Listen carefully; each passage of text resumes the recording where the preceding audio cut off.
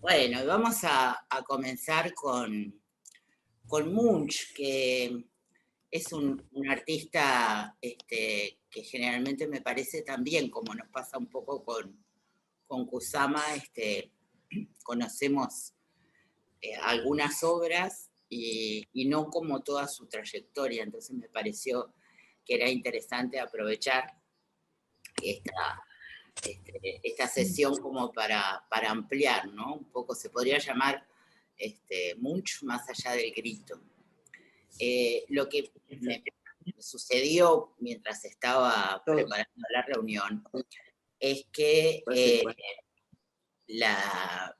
me di cuenta que, claro, hace 3 sesiones que venimos hablando de primero el tema terapia, después hablamos de Kusama, ¿no? Que vive desde el año 77 en una clínica psiquiátrica, y hoy vamos a hablar de Munch, que también, mucho antes, por supuesto, estuvo lidiando con depresiones y con momentos de mucha ansiedad.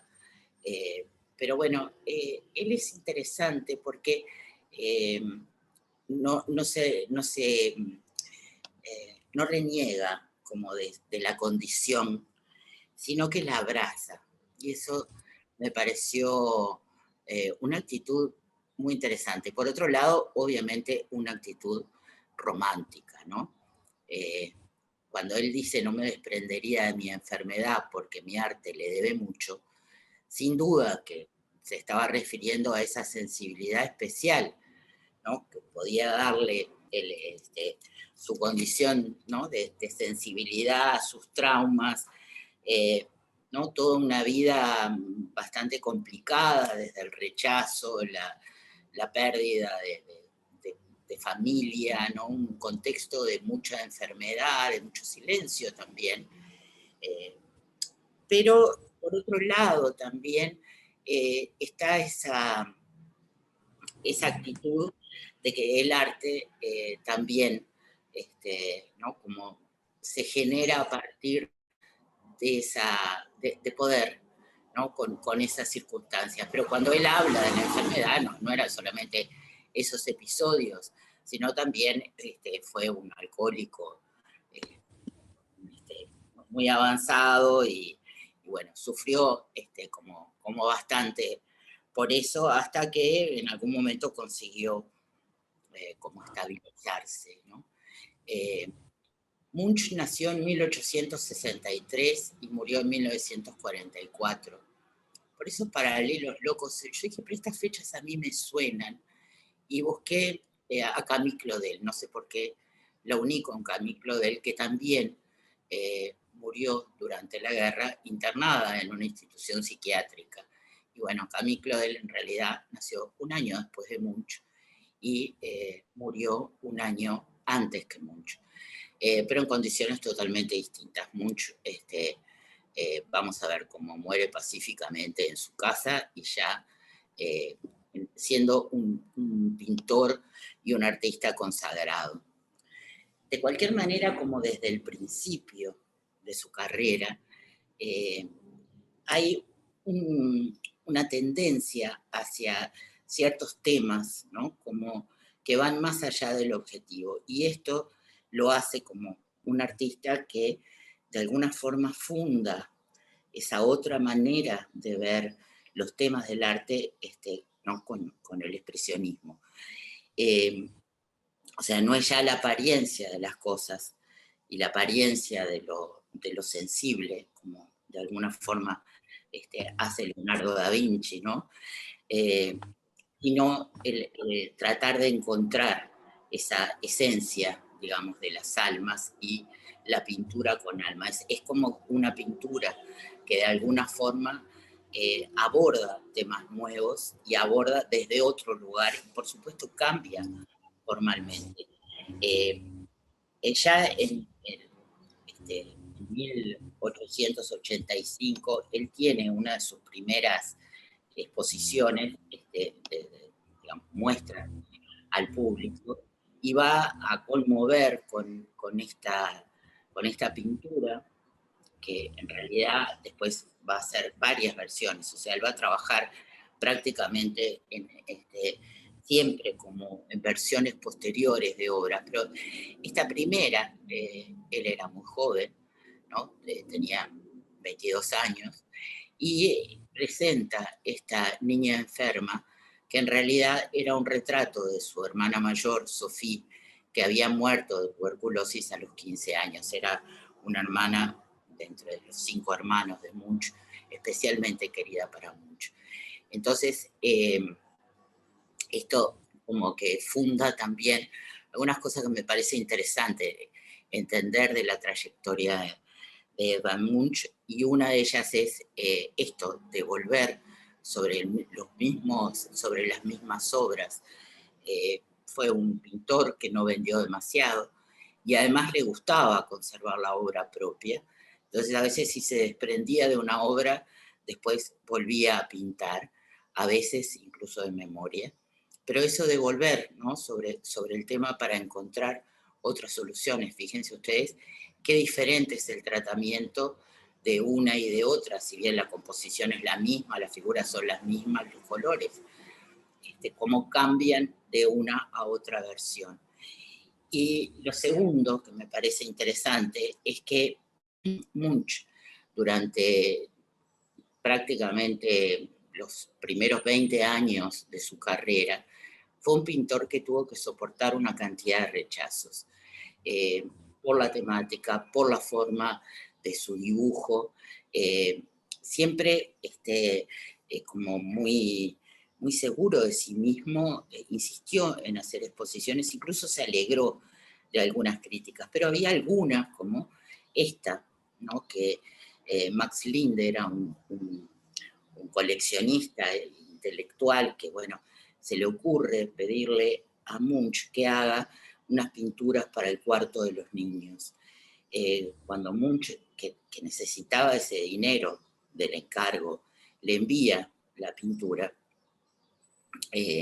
tenía esto de las parejas besándose en un parque. Entonces, Max Linde, ¿no?, como papá preocupado, le explica, ¿no? Debería tener la amabilidad de ceñirse a temas infantiles, con la naturaleza de un niño. Nadie se besa o hace el amor, por favor, porque un niño es completamente ignorante de tales cosas. Entonces, ahí el tema ese erótico, ¿no?, que proponía Munch para el cuarto de los niños, más que tampoco la paleta se adecuaba a la decoración que tenía, más bien francesa, imagina en cremas y dorados, que tenía ese cuarto, provocó un rechazo de alguien que además lo apreciaba mucho a Munch, y se sintió tan culpable por rechazar esta obra, que le compró otra que no tenía besos ni parejas en ninguna situación, no para el cuarto de los niños, sino como para darle una mano, porque Munch encuentra, digamos, mucho rechazo, ¿no?, en su carrera, pero también encuentra amigos, y también encuentra partidarios de su obra. Pero en esta otra obra, que se llama Visión, que es bastante impresionante, ¿no?, por esa cabeza sumergida en el lago, el cisne que se refleja, ¿no? Realmente hay como una especie de melancolía que surge de todo.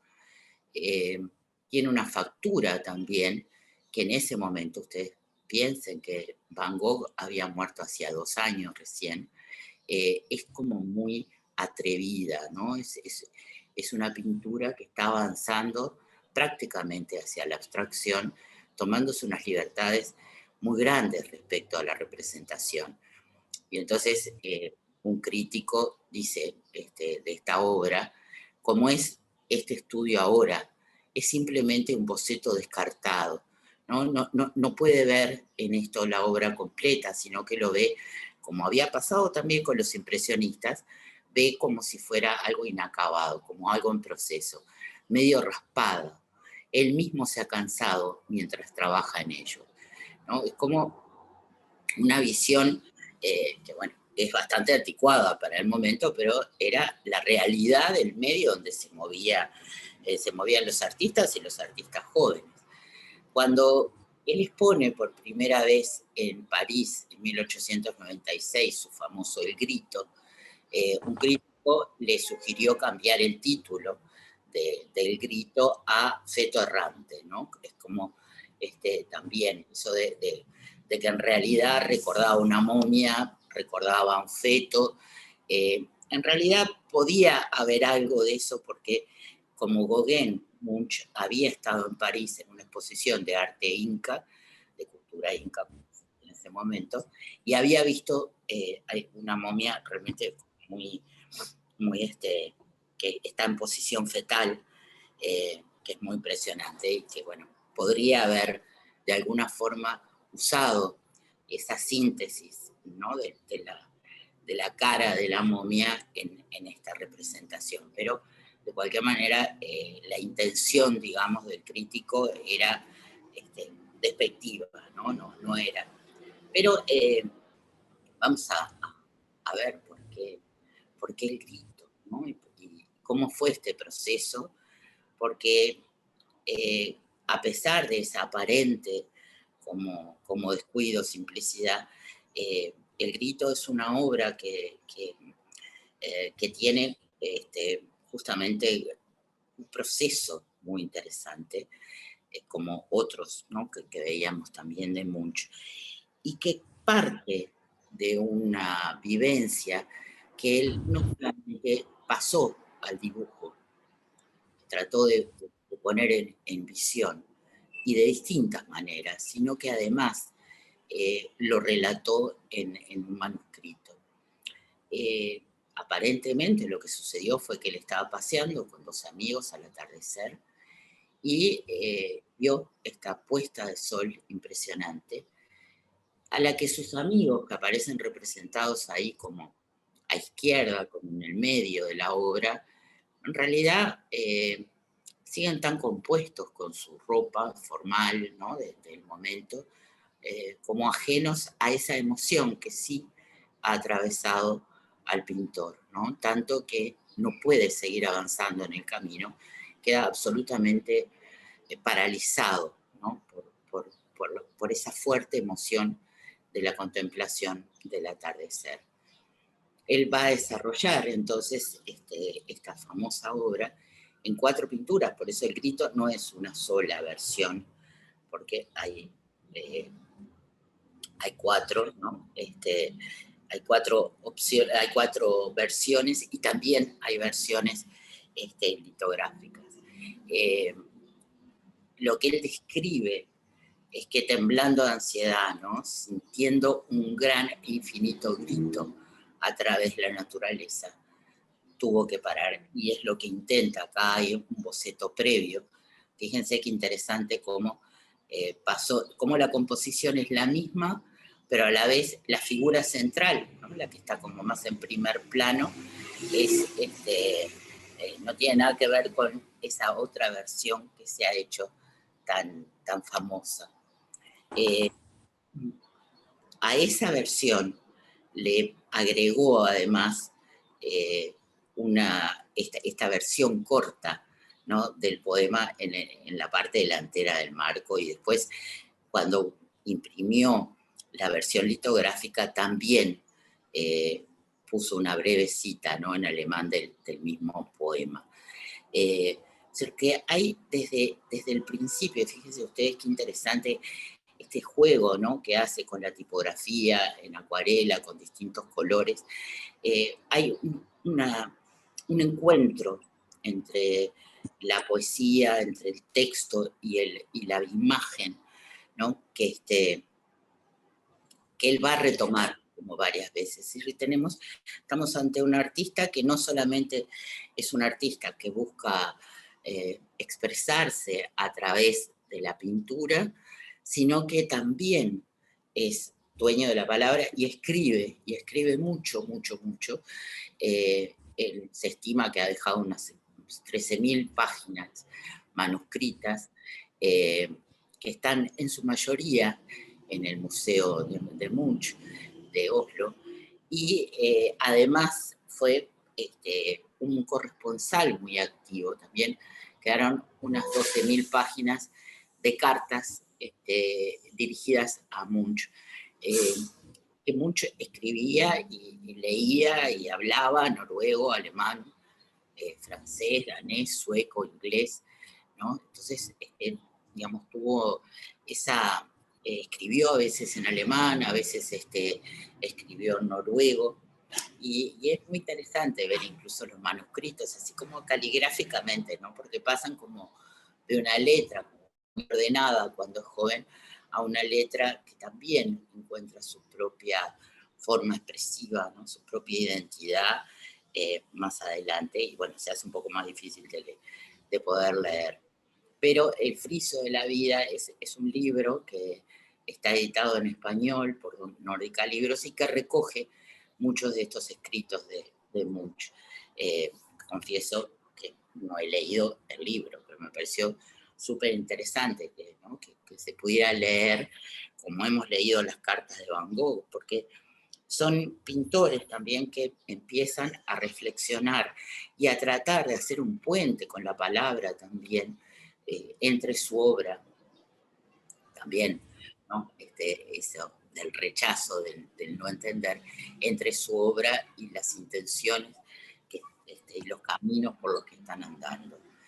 En esta versión, la más famosa, que está en la Galería Nacional de Noruega, que es de 1893, se descubrió hace unos años que había una inscripción sobre la parte izquierda superior del cuadro, escrita a lápiz, que bueno, ahora después se pudo estudiar con nuevas tecnologías y obviamente comparando también todas las muestras de caligrafía que hay de Munch para concluir que realmente sí, Munch en algún momento escribió sobre esta obra, solo pudo haber sido pintada por un hombre loco, que es algo que también él recoge de las críticas que se le hicieron, ¿no? Pero bueno, está quizás también esa reivindicación de cómo la locura puede ayudar de alguna forma al arte, cómo la locura puede permitir esas libertades y esas renovaciones mucho más drásticas de los caminos más tradicionales que se estaban haciendo en ese momento. Esta obra es una obra que además, bueno, es muy famosa porque también fue robada 2 veces desde el museo en el 94 y también en el 2004. Por suerte apareció ambas veces. La segunda apareció con algunos daños, pero no graves. Y las otras 2 versiones que hay, que las tiene justamente el Museo Munch, son esta otra en crayolas, probablemente de 1893, y otra que está hecha en temple y en óleo sobre cartón sin imprimir, que es de 1910. O sea, de nuevo vemos cómo Munch vuelve sobre las obras, ¿no? Con tantos años de diferencia, con toda una vida tan diferente, ¿no? Porque el Munch de 1893 es un artista que es rechazado y que no consigue con mucha dificultad expone sabiendo que no va a vender, a veces hasta se alegra simplemente si recibe críticas, aunque sean malas, porque se está hablando de su obra, pero va a realmente a tener una actitud de perseverancia muy fuerte para mostrar. Y el Munch de 1910 ya es un artista reconocido y que está viviendo, digamos, como otra etapa muy diferente de su vida. Pero ya desde el principio, fíjense ustedes que ya en París, en 1895, en 1896, en una mademoiselle norteamericana, va a recogerse esta imagen del grito para, ¿no? como una especie de forma que puede transmitir algo más allá del contexto en el que esté. También en 1908 es ilustración de un libro sobre trastornos psicológicos y arte. Porque, bueno, Munch va a llevar toda su vida, ¿no? Como una especie de ensayo del tema de su locura, ¿no? De su misoginia, de su cualidad de ermitaño, de hombre que vive solo, ¿no? Pero en realidad, si uno ve todas estas comunicaciones, la historia de los viajes de Munch, se da cuenta que hay una etapa de Munch en que Munch vuelve a Noruega y se establece los últimos casi 30 años de su vida en las afueras, en su casa de campo, pero en realidad se mantuvo en contacto y viajó también. Entonces, su vida es mucho más activa y además no es el caso de Van Gogh, que no puede casi contactar con el medio, sino es un artista que es capaz de hacer compromisos, de mantenerlos, de montar sus exposiciones. Bueno, como les decía, esta obra, digamos, ¿no? Al convertirse en una especie de símbolo tan icónico y al ser tan famosa, es una pintura que obviamente una de sus versiones, que salió a subasta en 2012, alcanzó un precio como de vértigo, ¿no?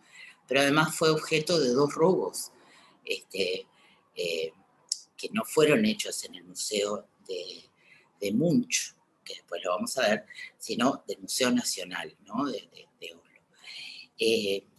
Entonces, uno dice, bueno, realmente es una obra que no podría haber andado en el mercado, sino que es una obra realmente que alguien debía desearla tanta que la manda a robar. Pero se incorpora como a la cultura popular, acá hay una caricatura política, ¿no? En que esta multitud que repite el grito frente a Trump jurando como presidente, hasta ahí, ¿no? Emoticones para los celulares. Y por supuesto, Warhol va a trabajar sobre el grito en 1984, va a trabajar sobre otras obras también de Munch, pero también es esto, ¿no? Como de, bueno, es como la sopa Campbell, es una especie de ícono, ¿verdad?, popular de lo que es la pintura. Y me pareció muy divertido compartir con ustedes esta otra apropiación, obviamente pandémica, ¿no? Donde el personaje está llevando esta cantidad de alcohol en gel y por otro y papel higiénico, ¿no? Pero bueno, los usos que puede tener obviamente escapan al sentido original, ¿no? Pero creo como una máscara que también tiene sus representaciones en el cine y en el cine de horror, ¿no? Así que tiene como una especie de vida propia que no tiene que ver con el sentido original que le dio el pintor. Munch, como les decía, nació en medio de una familia de clase media, noruega, su padre era un médico militar, eso no significaba que estuviera bien pago, era una actividad muy modestamente paga, así que tenían 5 hijos y vivían con estrecheces. Y estos niños tenían esta amorosa madre, Laura, que cuando Munch, que está como a la derecha acá de ella, tenía 5 años, la madre enferma y muere de tuberculosis. Así que su vida, digamos, desde muy chico está asignado por la enfermedad, por un lado de su madre, y por otro lado por la pérdida, ¿no? Y por su propia debilidad física. Entonces es un niño como muy enfermizo, es un niño que no va a la escuela, es un niño que se educa en casa, y la enfermedad es como parte de la casa, incluso hay un cuarto de enfermos, ¿no?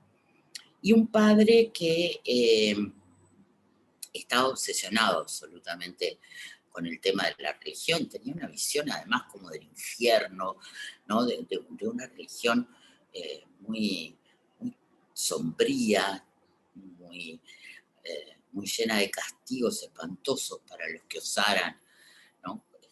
no cumplir con los mandatos, y además tenía ataques como de violencia, ¿no? Se descompensaba fácilmente. Y Munch dice algo espantoso, ¿no? Que dice, de él heredé la semilla de la maldad. El miedo, la pena y la muerte estuvieron a mi lado desde el día en que nací. Este discurso autorreferencial hace de Munch desde el principio un artista que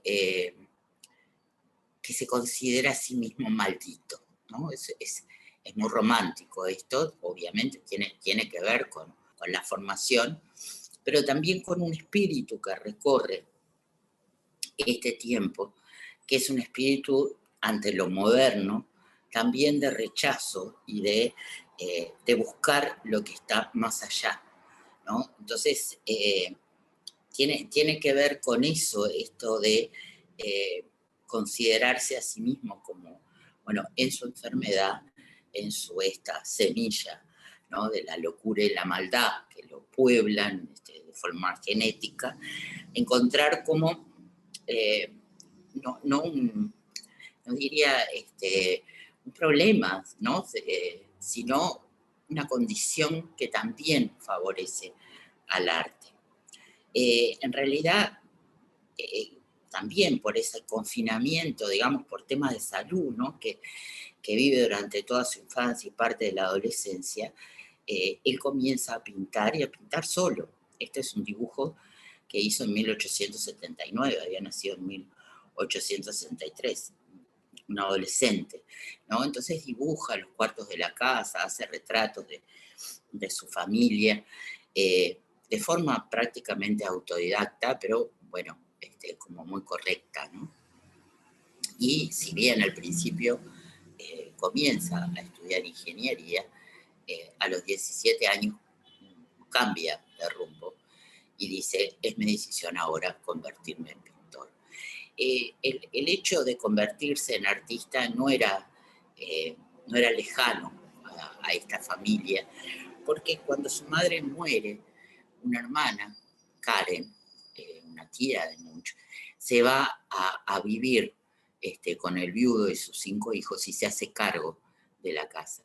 Y esta mujer era una artista muy de la época victoriana, hacía collage, ¿no? Hacía collage con musgo, con papeles recortados, es decir, lo que se consideraba casi como una especie de artesanía femenina doméstica, y que tenía incluso sus canales de venta en las tiendas de Oslo. Así que en realidad Karen y los niños producían estos collages que ella llevaba a vender, con los cuales se compensaba un poco este tema de la austeridad económica de esta casa, que, bueno, ya como les decía, el puesto del padre no daba realmente para sustentar el presupuesto. Así que Munch ella guardó con mucho cariño los dibujos de su sobrino, y también algunos de estos collages que había hecho cuando tenía 10, 12 años, ¿no? Pero es como un comienzo, y ella va a ser sumamente abierta e impulsora de la idea de que él tenga formación artística. Así que se va a inscribir en 1880 en la Escuela Real de Arte y Diseño de lo que se llamaba Cristania, pero que es Oslo. Se llamó Cristania hasta 1925, así que van a encontrar la palabra como muchas veces, porque bueno, siempre que se habla, ¿no?, de esa etapa previa a 1925, se nombra como Cristania. Y ahí es como que sale mucho, empieza a salir de ese ambiente doméstico y a fascinarse absolutamente, ¿no?, con lo que encuentra afuera, con la pintura que ve. Es una época como de mucha productividad. Acá está este retrato que me encantó del padre de Munch en el sofá. Munch, ¿saben qué quiere decir monje además, no? que al padre le venía bárbaro ese nombre, me hizo acordar muchísimo a nuestro Carlos Federico Sáez. Vieron que es una especie de post-impresionismo, ¿no? Ya tiene esa solución, por ejemplo, de las hojas, ¿no? Que pierden absolutamente el tallo, simplemente están las hojas puestas ahí. No sé, hay algo en la frescura de la pincelada que me hizo acordar mucho a Carlos Federico Sáez. Y son más o menos contemporáneos, además, ¿no? Y empieza a pintar también esa ciudad que tiene ciertas zonas, como esta calle Karl Johan, que es donde está el Gran Café, donde se juntan intelectuales y artistas, y es la calle donde están los estudios de pintura. Así que como que rápidamente, digamos, se adueña, ¿no? de esta nueva etapa, donde tiene una vida como más normal, más social. Y sin duda hay influencias que no son solamente en la hora temprana, sino que van a seguir vigentes, como de un diálogo con dos artistas que admiran mucho Munch. En realidad son tres, pero creo que donde se ve más claramente es su diálogo con Van Gogh, por ejemplo, y su diálogo con Gauguin. El diálogo con Cézanne no es tan fácil, quizás en algunas pinturas, pero digo, sin duda, uno mira a Munch y ve esa cercanía, ¿no? Como que es pariente tanto de Van Gogh como de Gauguin.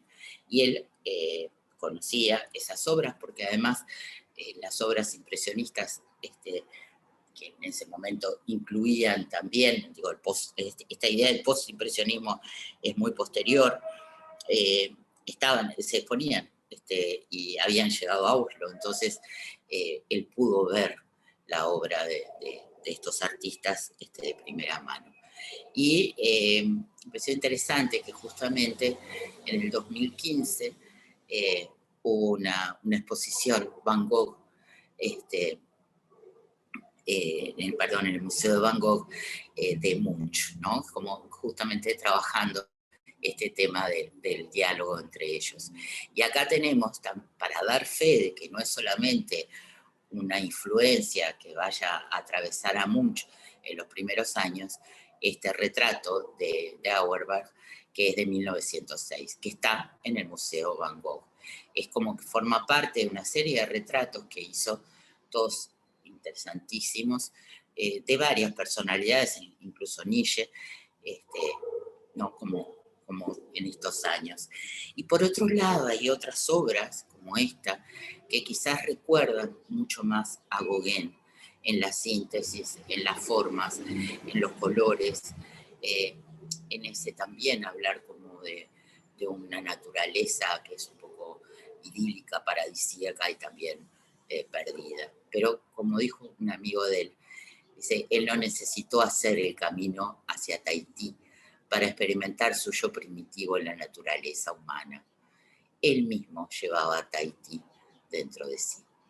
Y esto me parece sumamente interesante, porque a pesar de que él tenía un vínculo con la naturaleza muy fuerte, como hemos visto en El Grito, y bueno, lo vamos a ver también más adelante, y volvió una y otra vez, desde que era muy joven hasta el final de su vida, a vivir en la orilla de esos lagos, en medio de la naturaleza, sobre todo en los veranos. Ese fue su Tahití, no estaba ahí tampoco, sino que estaba dentro de él, ¿no? Entonces, eso de pintar y hacer la disección de las almas también es una especie de viaje, ¿no? Siempre hacia el yo. Y acá tenemos, en este viaje entonces hacia el yo, ¿no? Tenemos a un Munch, acá de 22 años. Esto era un carnet para entrar a una exposición internacional, y me pareció interesante traerlo porque también tenemos esa fotografía siempre de Munch, ¿no? como adulto. Bueno, acá tiene 20 años, 22 años, y Munch va a tener una especie de tutor digamos, artístico, que es este otro artista, Krog, que lo va a impulsar a ser más libre y a buscar su propia voz artística. Es muy interesante la obra de Krog, la evolución de la obra de Krog también,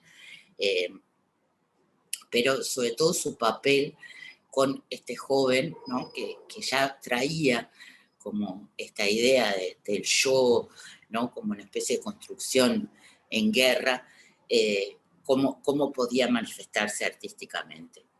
Pero cuando Munch tiene 22 años y no había tenido ninguna relación antes, se encontró con esta mujer, Millie, que usaba unos sombreros absolutamente maravillosos, era una mujer conocida por su elegancia y su belleza, que estaba emparentada lejanamente con la familia de Munch y también con la familia de la mujer de Gauguin,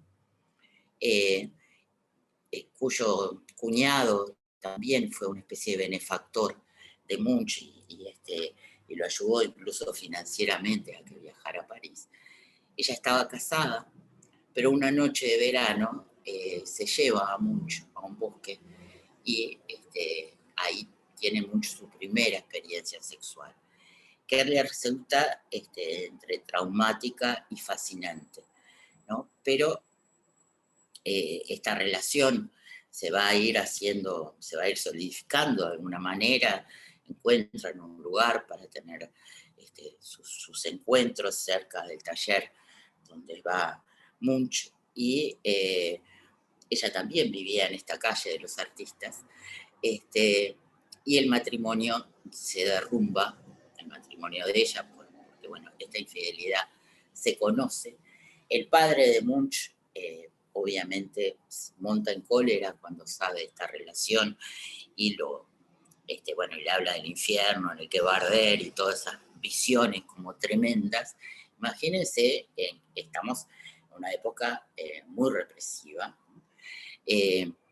Pero bueno, ella va, para contarles nomás, la relación va a romperse, pero ella cuando deja con su marido, se divorcia, se va a casar luego con un actor y en los años 20 va a escribir un libro de cocina muy especial. Es un libro como de cocina escrito de una manera divertida para niños que justamente enseña a comer, ¿no? y cuáles son las combinaciones más saludables para, bueno, que sea como paralelo ese camino, ¿no? Entre aprender a hacer, aprender a comer, aprender otras cosas. Y me pareció interesantísimo porque tiene hasta Instagram, ¿no? O sea, es una autora que cambió su nombre, pero que está en vigencia, ¿no? Total. Pero bueno, va a salir de la vida de Munch, como pero va a quedar, ¿no? en su vida de otra forma. Él va a pintarla vestida de rojo acá en la danza de la vida, donde los dos están bailando, ¿no? Como un poco flanqueados por estas otras dos figuras, la figura vestida de negro, que en Munch tiene un simbolismo muy claro, ¿no? Los colores los usa simbólicamente también. El blanco es la virginidad, el rojo es la pasión, el negro es el duelo. Y están acá en este lugar, ¿no? Como de noche de verano. Es un cuadro bellísimo, pintado posiblemente ya cuando había pasado el momento de este romance. Pero quizás el que es más como claramente vinculable con esta primera experiencia amorosa es del cual también hace más de una versión, que se llama La Voz, y donde él pinta de memoria a esta Millie en su actitud, ¿no? Esa primera noche en que se lo lleva al bosque. Y ahí tenemos el reflejo ese de la luna, que va a ser un motivo visual que va a repetir muchas veces, ¿no? Como una especie de...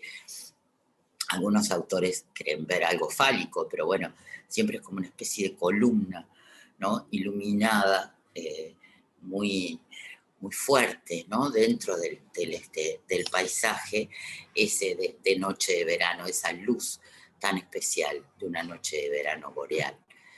Y hay otras obras que quizás tienen que ver justamente con este despertar, ¿no? De Munch, como El beso en la ventana, que también, ¿no? Tiene algo como en la composición, como vemos a esta pareja, un poco, ¿no?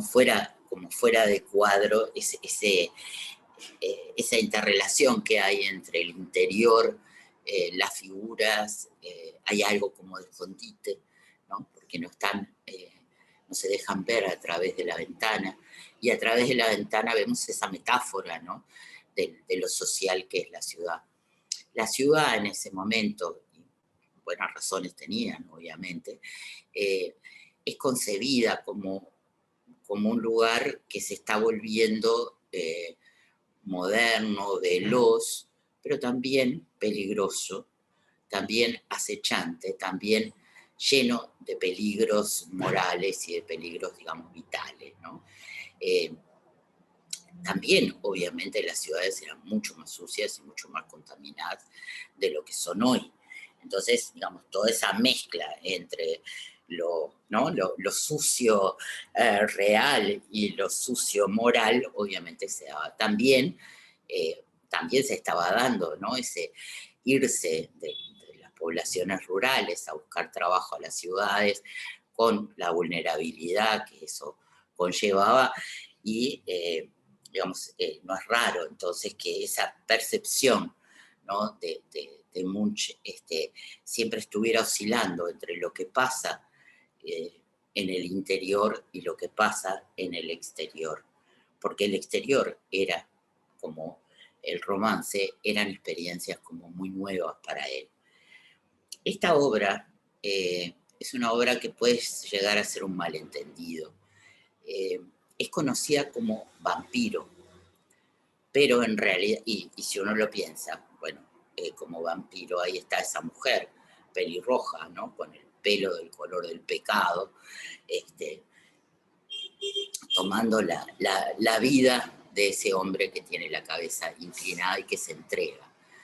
Pero en realidad, esta obra, que también está como en esta época, es de 1893, él dijo varios años después que en realidad se llamaba Amor y Dolor. Cuando pensamos, ¿no? Y miramos la obra, qué interesante cómo cambia el sentido cuando uno le cambian el título, ¿no? Si uno piensa que esto se llama Vampiro, la ve de una forma. Si uno piensa que esto se llama Amor y Dolor, toma otra significación, toma una especie de ternura, ¿no? De esa mujer que de alguna forma está abrazando, ¿no? El dolor de ese hombre, y ya no tiene por qué ser la que infringe el dolor. Porque esto es como un tema, ¿no? que aparece mucho en la pintura de Munch. Esa tensión que hay entre el deseo y entre el dolor. Cuando pinta esta tarde, ¿no? en esta misma calle, en la Carl Johan, va justamente a hablarnos, ¿no? Como de eso que es la máscara que nos ponemos para la sociedad. O sea, él veía como esa afectación, digamos, urbana, ¿no? de la vida en sociedad, como si la gente necesitara en esa ciudad hostil también llevar las máscaras, ¿no? Y ese sufrimiento dice, eran cadáveres blancos que sin descanso corrían a lo largo de la angosta calle, en cuyo final estaba la tumba, ¿no? Es gente que lo importante es ese ir y venir, que es lo que de alguna forma dicta el ritmo moderno, pero se convierten como en máscaras o se quedan desprovistos de vida. Lo que pasa con Munch es que, recuerden que había salido como de esta familia tan austera, tan religiosa, ¿no? Este padre que había convertido prácticamente en un templo su casa, y se va a encontrar en esta ciudad con estas máscaras, pero también con el pensamiento de amigos como Hans Jaeger que le van a hablar de otra manera de ver la vida. Justamente Jaeger era un escritor bastante con ideas anarquistas y le habló a Munch del amor libre, ¿no? De la vida moderna, es decir, le dio otra visión sobre lo que eran las relaciones incluso amorosas, ¿no? Que no necesitaban conllevar ese dolor, que las mujeres no siempre eran mujeres fatales, vampiros, ¿no?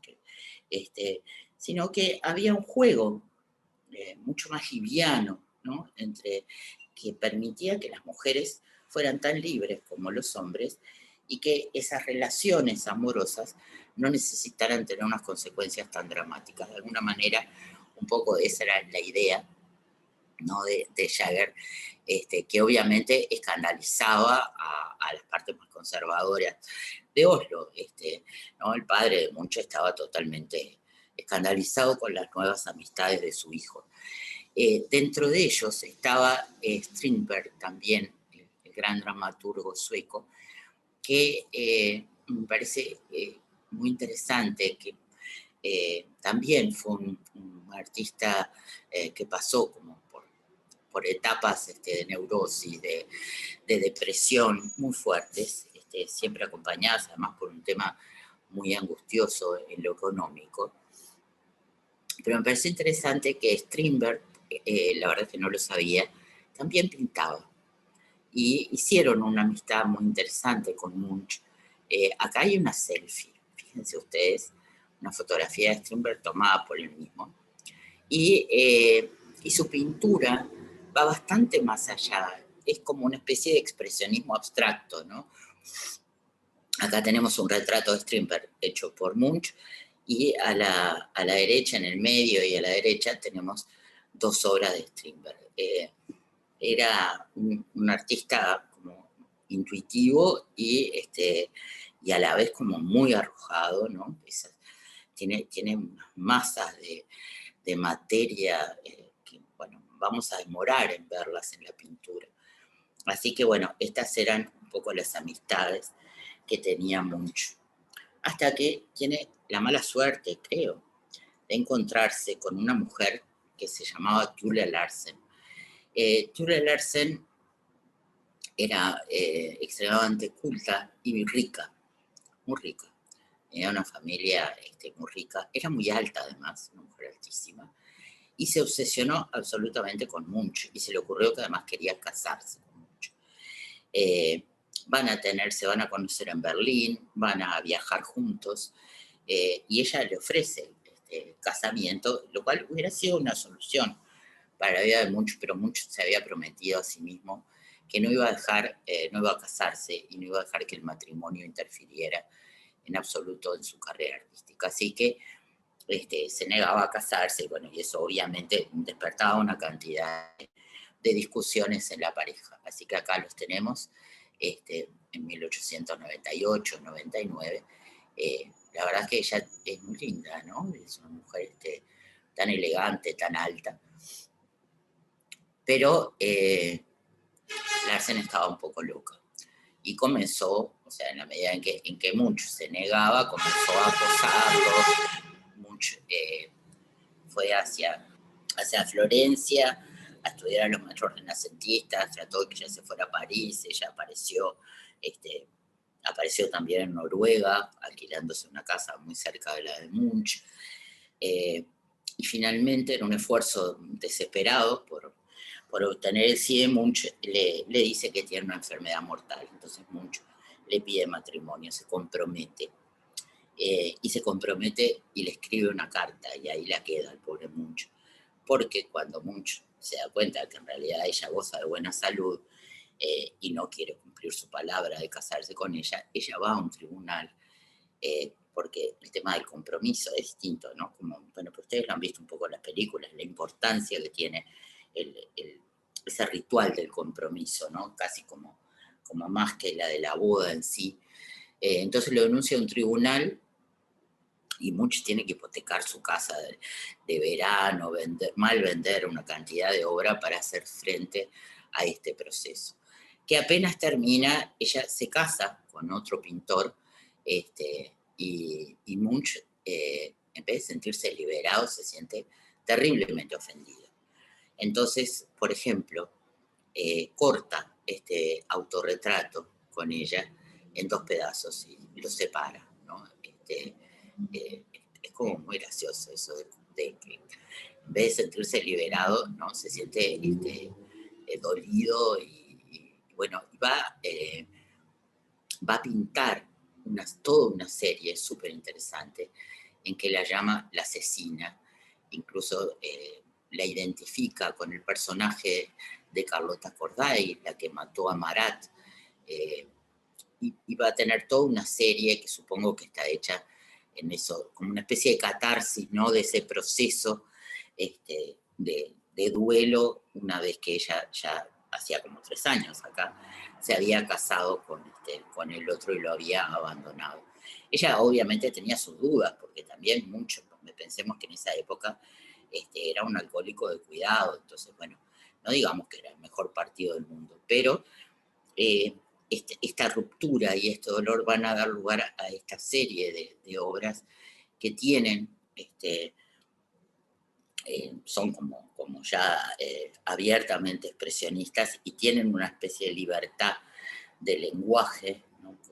Pictórico, que va también como más allá. Es como si el dolor y la locura de toda esta relación lo siguiera atravesando y atravesara también hasta la forma de expresarlo. Porque fíjense que de otra manera él va a representar, la verdad que se enamora bastante rápido en esta época, ¿no? Ya en 1903 se enamora de esta mujer, Dagny Juel, pero Dagny Juel era totalmente distinta, era a sus 2 amantes anteriores. Ella era una artista también, era libre pensadora, hacía el amor con quien se le antojaba, tenía la cualidad de tomar absenta y mucha cantidad sin que apareciera estar afectada por el alcohol. Acá él la retrata justamente, ¿no?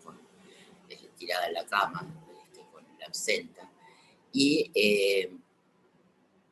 va a ser su musa también, quizás dicen algunos historiadores que, bueno, fue como la relación más importante a nivel afectivo que tiene Munch. Ella va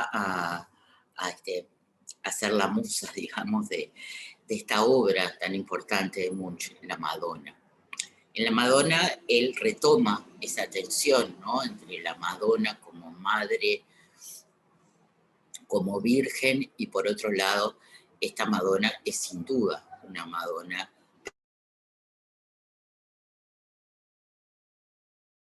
entre la mujer pecadora, sexuada, y la otra, que es la madre o que es la virgen, está intocada.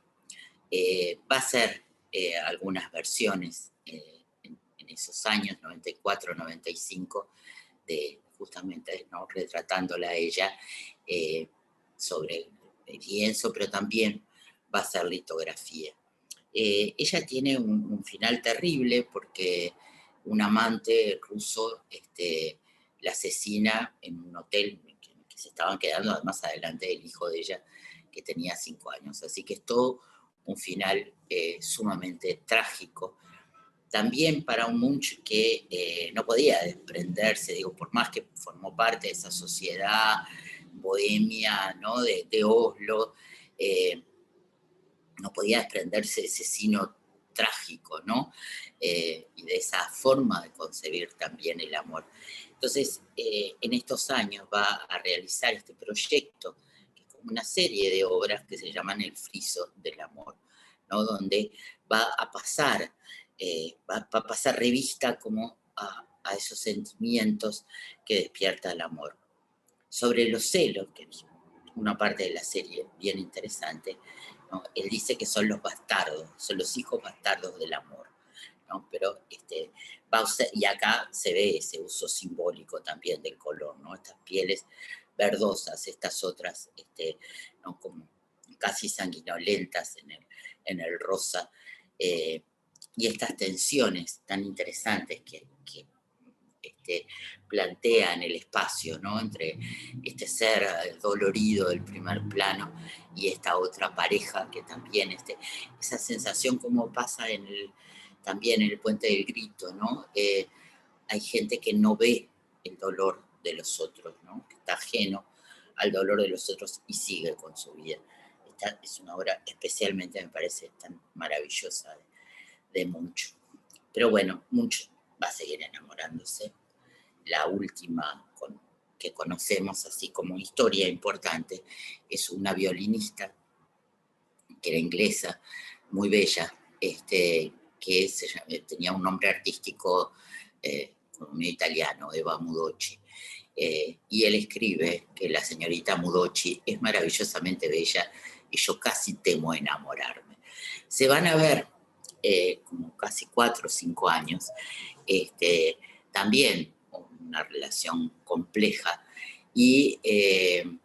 pero después van a perderse. Y hay toda una teoría, digamos, que bueno, ahora se ha pedido hasta un estudio de los restos de Munch, de que en realidad Munch podría ser el padre de unos mellizos que ella tiene, bueno, sin decirle, pero hay algunas posibilidades, digamos, de que Munch sí hubiera tenido hijos, y ahora, bueno, sus herederos están buscando saber, ¿no? Si realmente esta hipótesis es cierta o no. Para curarse un poco de tanto desastre amoroso, se va a ir a París con una beca. Él va a tener 2 becas del gobierno noruego y va a meterse en las montañas rusas. Muy loco, ¿no? O sea, es como una especie de locura de alcohol, ¿no? Como para pasar ese tránsito así, y de montañas rusas. Las montañas rusas eran realmente sumamente peligrosas, habían empezado en el siglo XIX, un poco como las montañas que se hacían también, ¿no? Artificiales en Rusia, pero que bueno, donde la gente se deslizaba por la nieve que caía en las superficies de estos juegos, ¿no? Pero las montañas rusas de París eran ya con carros y bueno, con un diseño que ya no hablaba de nieve, pero mantenía el nombre. Y poco tiempo después, ya a principios del siglo, estas montañas rusas se prohíben y se va a construir el Teatro Olimpia, nada menos ahí donde solían estar. Pero bueno, es como Munch, ¿no? Que está, que está tratando de encontrarse como a sí mismo. Es de los pintores como Van Gogh también, ¿no? Que dejan una cantidad de autorretratos. O sea, nosotros podemos leer prácticamente la vida de Munch a partir de sus autorretratos, como una práctica no narcisista, o quizás no solamente narcisista, sino también como esa exploración del alma a partir del paisaje de uno mismo. Él se va a autorretratar durante prácticamente toda su vida. Acá yo puse algunos extremos, ¿no? 1895, que es un momento justamente de mucha agitación emocional por esta ruptura amorosa, y 1926. Y un poco, ambas pinturas hablan justamente de 2 momentos de Munch bien diferentes. Fíjense como en la paleta de color de uno y de otra. En la primera tenemos ese Munch que aparece como con una luz casi teatral, ¿no? Sobre el oscuro. La paleta, ¿no? Es absolutamente dramática. Es casi una visión como un poco de otro mundo, ¿no? Que sostiene esa mano. No era muy bueno pintando manos, pero bueno, justo en estas 2 hay manos.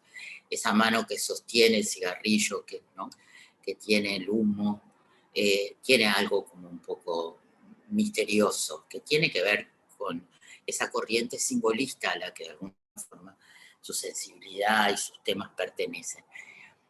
Y en la otra, la de 1926, nosotros tenemos acá a un Munch maduro, y tenemos otra paleta totalmente distinta. O sea, hay síntesis, ¿no? Hay algunos recursos que ya hemos visto, pero sobre todo hay otra paleta. Y esto es lo que pasa con la obra de Munch. Lo que pasa es que cuando uno piensa en la obra de Munch, generalmente se queda en el Grito, se queda en la Madonna, se queda en lo más conocido. Y sin embargo, también Munch es esto. O sea, también Munch es este casi fobista, ¿no? Que juega con el color y que trabaja con estos otros colores. Este es un autorretrato que se hace en 1906, cuando... 1908, cuando decide, después de una crisis especialmente grave, que le deja incluso una parte del cuerpo inmóvil, ingresar en Copenhague a una clínica donde lo tratan, cosa muy novedosa, con corriente eléctrica. Y cuando sale, va a salir, bueno, ya habiendo superado el tema del alcoholismo, y con una paleta totalmente distinta, que es la que vemos aquí también, ¿no? Como es una paleta más alta, con más amarillos, bien, bien diferente, ¿no?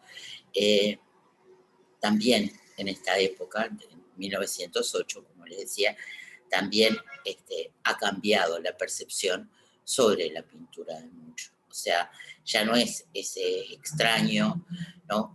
que pinta cosas que dan rechazo, sino que es un artista que está dentro de la consideración de los grandes artistas nórdicos. Es un artista cuya obra se parece de alguna forma también a la obra que están haciendo otros, ¿no? Así como hay una secesión vienesa, hay una secesión berlinesa de la que él forma parte.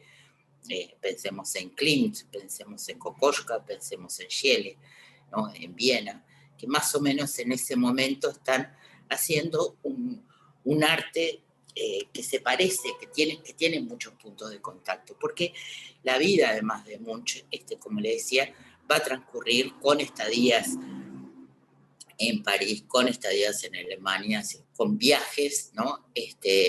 Que van bueno, a darle todas esas oportunidades de exponer y de convertirse cada vez más en un artista conocido, incluso llega a exponer junto con sus admirados Van Gogh, Gauguin y Cézanne.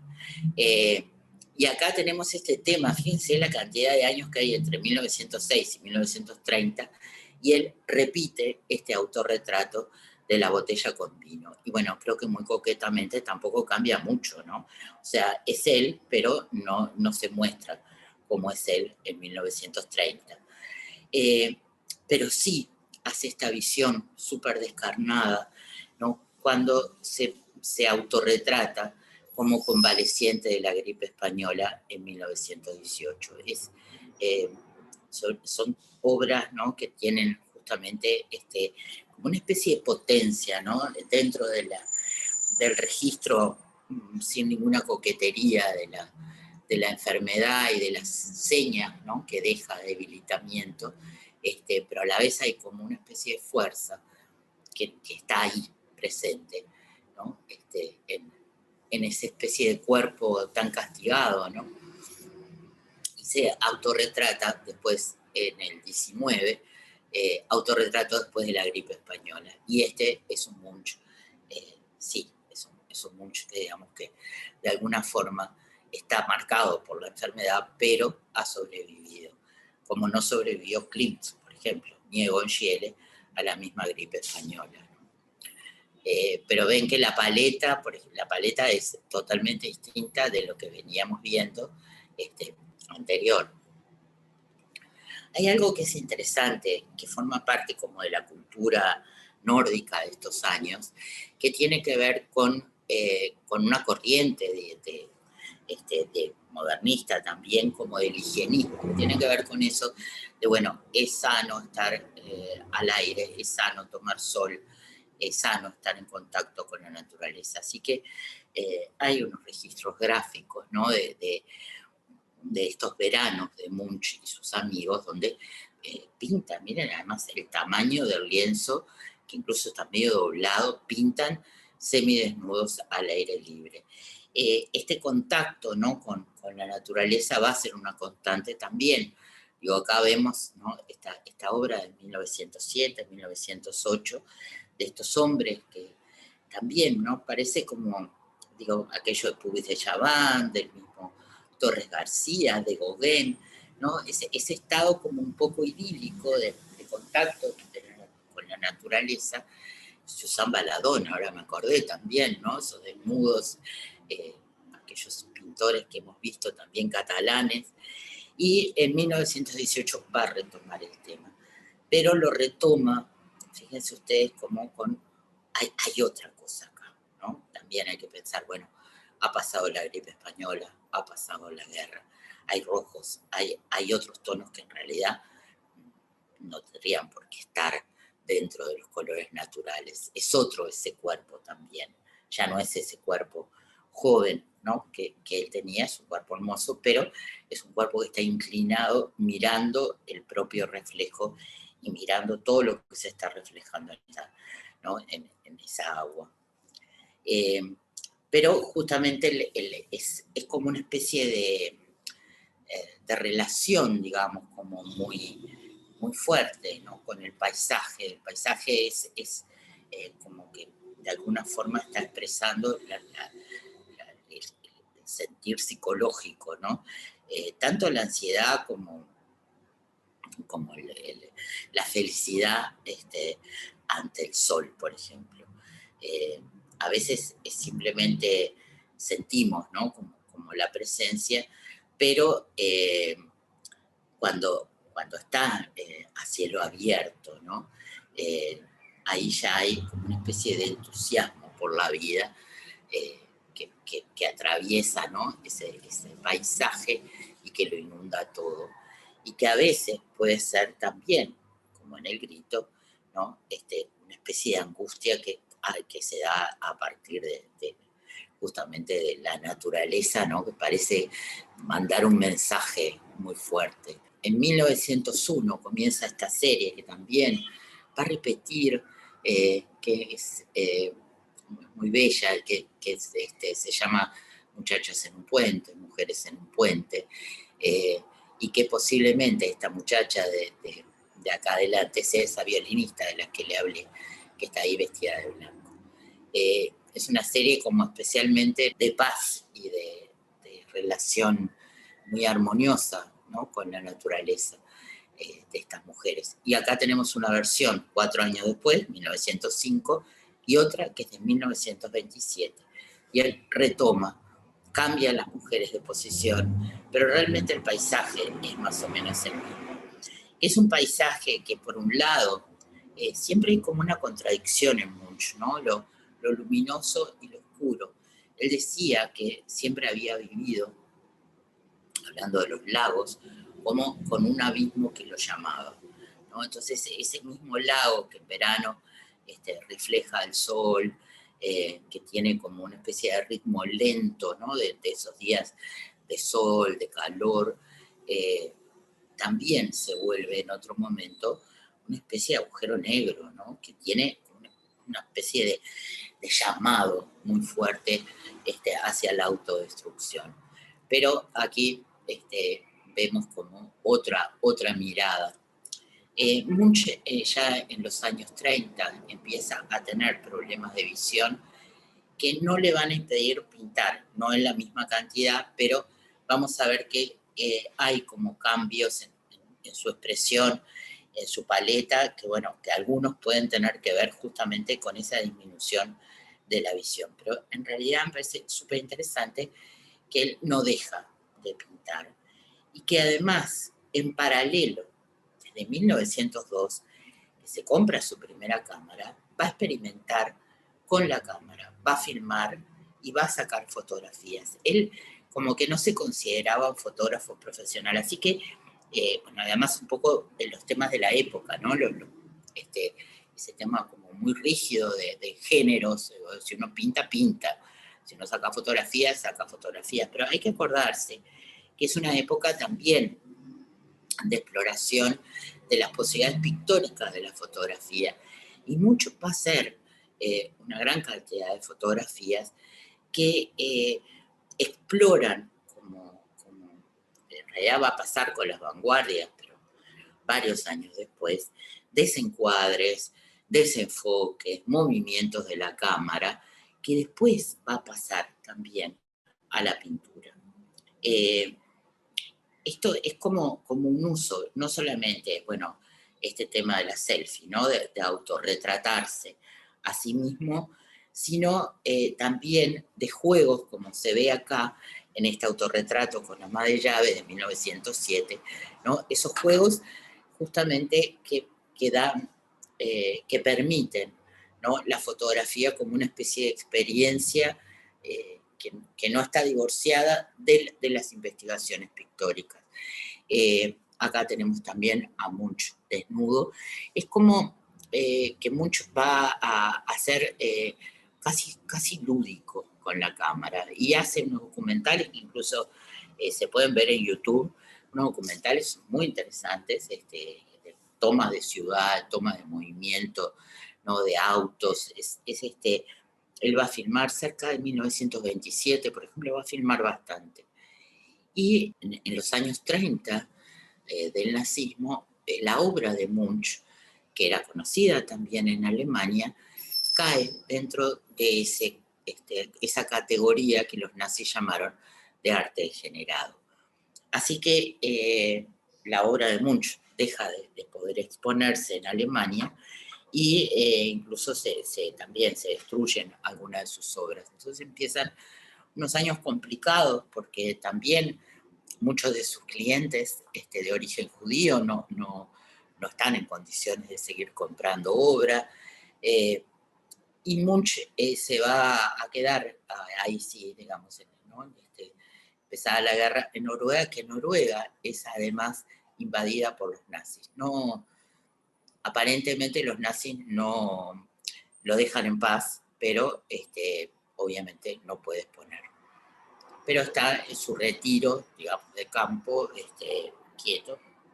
No, no va a tener una vida demasiado complicada por el tema de la invasión. En 1940, hace 4 años antes de morir, sin hijos, sin familia ya, hace la donación formal, por testamento, de todo lo que tiene, toda su obra, de los textos, de las fotografías, de los equipos fotográficos, de todas sus pertenencias personales a la ciudad de Oslo. Y eso, él forma parte incluso de las discusiones de cómo se va a mostrar ese legado. Pero en realidad van a pasar unos cuantos años, él muere en el 44, pero hasta el 62 no se inaugura este museo en Tollen, que es el primer museo de Munch. El asunto es que en realidad, si uno lo ve, es una construcción como bastante económica. Uno dice, bueno, este era el pintor más importante noruego, había legado más de 28.000 obras de arte. Este museo parece un poco chico.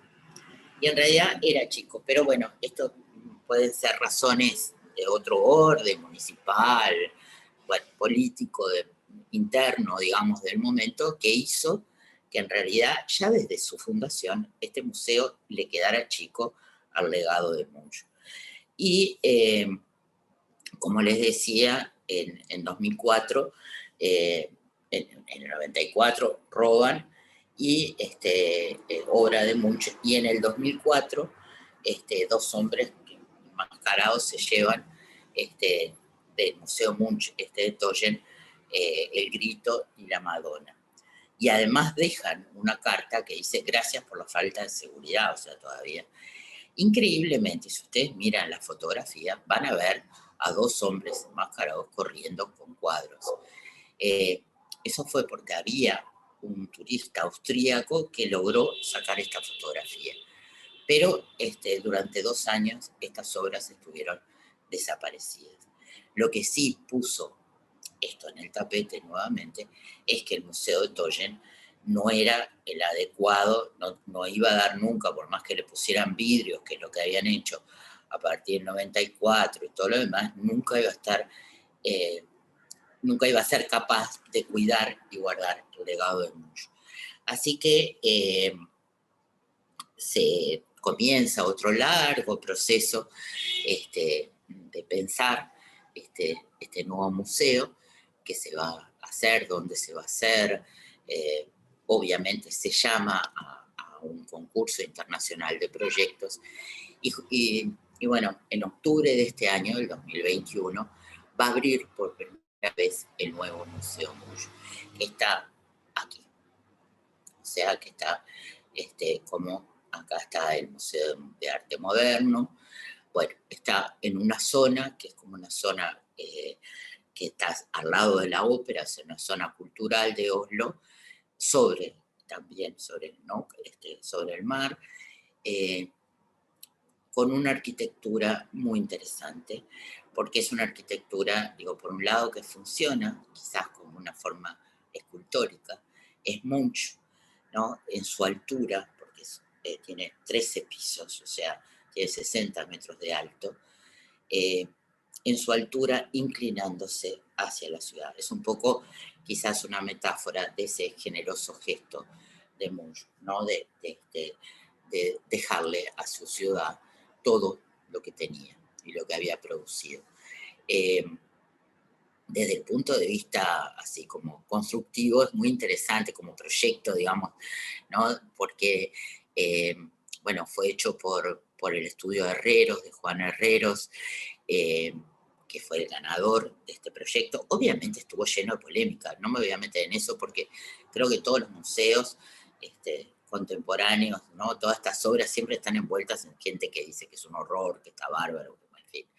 Pero después de un largo proceso se colocó la primera piedra en 2016. O sea que, y recién va a estar pronto en otoño del 2021 para ser abierto al público. El concepto que tiene es muy interesante porque además tiene que ver con la obra, con la fragilidad de la obra de Munch. La obra de Munch es una obra que tampoco el Toyen podía preservar demasiado, pero si ustedes recuerdan de cosas que hemos estado viendo, hay obras sobre papel, hay obra sobre lienzo que no está imprimado, entonces es una obra especialmente frágil. Y claro, el concepto más contemporáneo es, por un lado, de exhibir, pero también de preservar. Entonces hay todo un trabajo en este museo muy interesante, que pueden verlo en la web, sobre el tema de la preservación de la obra y de unas estrategias de mostrar y rotar de manera de que nunca estén expuestas demasiado tiempo a la luz. Por otro lado, la luz en este museo no entra en todos lados, sino que en realidad tiene como una parte que es dinámica, que es toda la parte, digamos, de fachada está transparente, que está abierta, que permite que se vea la ciudad, que se hagan eventos, que los visitantes tengan luz mientras se trasladan, ¿no? Entre las salas. Y por otro lado, hay una parte que es esa que vemos como ciega, pero con tonos distintos, porque está hecha con aluminio reciclado, que es como la parte, digamos, que contiene tanto las salas de exhibición como las salas de guardado y los laboratorios. Entonces, es bien interesante, ¿no? Digo, cómo está pensado este museo desde una tecnología que también es muy adelantada, muy contemporánea, y una idea de justamente de preservar como para el futuro. Acá hay algunas fotografías, no hay disponibles fotografías todavía del interior del museo, de la parte de exhibición, porque bueno, todavía está sin montar, ¿no? Todo ese, no es que esté puesto esperando para abrir, sino que en este momento está funcionando como digitalmente, tiene visitas virtuales, pero se va a abrir en octubre. Así que no sé, Matilde, me parece que vos esperabas un poco para viajar y así podés ir al museo. Pero bueno, tiene estas partes que van a ser, ya les digo, incluso abiertas a que se puedan hacer eventos públicos que dan, ¿no? Que se asoman a la ciudad y que son súper interesantes por ese diálogo, ¿no? Que hacen entre el interior y el exterior. Me encantaron las luminarias, además de esa sala. Tiene un anfiteatro, tiene, ¿no? Como esta otra parte, o sea, es como muy, muy pensado para convertirse realmente, más allá de museo, en un centro cultural muy dinámico, ¿no? Que es un poco como ese concepto nuevo del museo, como también una especie de plataforma de exhibición. Y cuando abra, va a abrir con muchas exposiciones, porque esto es lo que permite un museo de este porte, ¿no?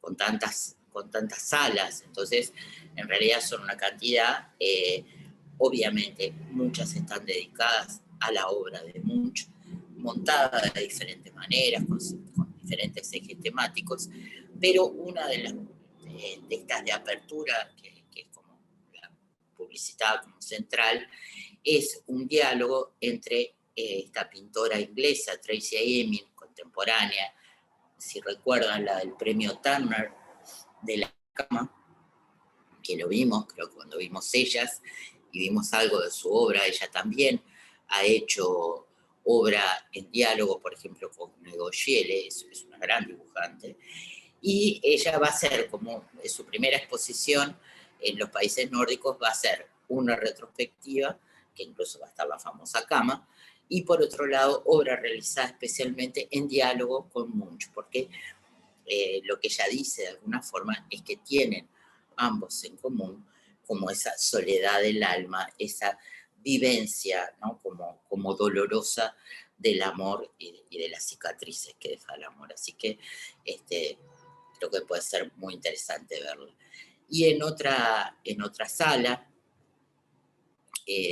se va a exhibir como dentro de la colección permanente algo que también me parece que sería sumamente interesante poder ver, aunque fuera en forma virtual, que es la colección Stersensen, que es una colección de arte noruego de un coleccionista que compró Munch, pero que también coleccionó otros pintores, y entonces es como una especie de oportunidad de ver a Munch en diálogo con otros pintores nórdicos importantes que fueron influidos por Munch.